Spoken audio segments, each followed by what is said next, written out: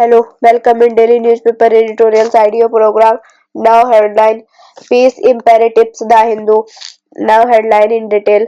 Peace Imperatives The Hindu President rules in Manipur provides an opportunity for peace. In Manipur, with the Bharatiya Janata Pratinaval to identify a successor to N. Biren Singh for the post of Chief Minister and the Assembly also not having been convinced even 6 months since its last sitting.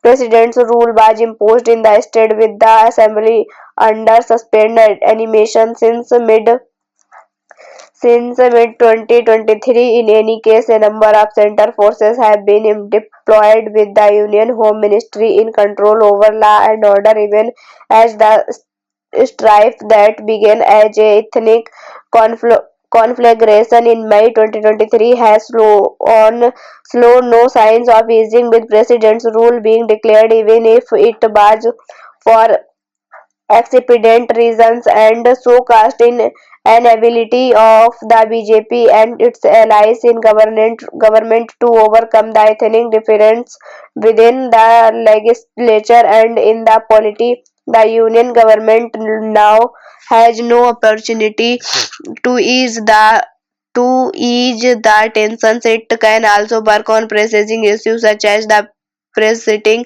displacement of over 60,000 people. Reports suggest that many among them still experience ever trauma and a loss of livelihoods which must be tackled by the government with electricity. President rule also allows for the possibility to talks between representatives of the two communities in the conflict, especially those who are committed to peace. The legislature can also play a role in his exercise of recognition. The other major issue is migration of civil society, with the bargaining in armed groups among the two communities who have termed themselves as village volunteers, brandishing arms looted from conservatories. Earlier attempts to retrieve those weapons and bring to luster to face justice have not borne fruit. The militarization in the new ethnic conflict has also been complicated by the expanded role of insurgents who were fighting the Indian state of Burma engaged in the Myanmar civil war. It would take a concerted effort by the government, armed forces, and civil society actors to identify the village volunteer disarmament by using a firm hand the and within hand and with incentives, and then work on ways to tackle the insurgents. The Biren Singh regime was incapable of doing this because of the perceived bias and leadership and Mr. Singh's tendency to stigmatize to Kuki-Jo community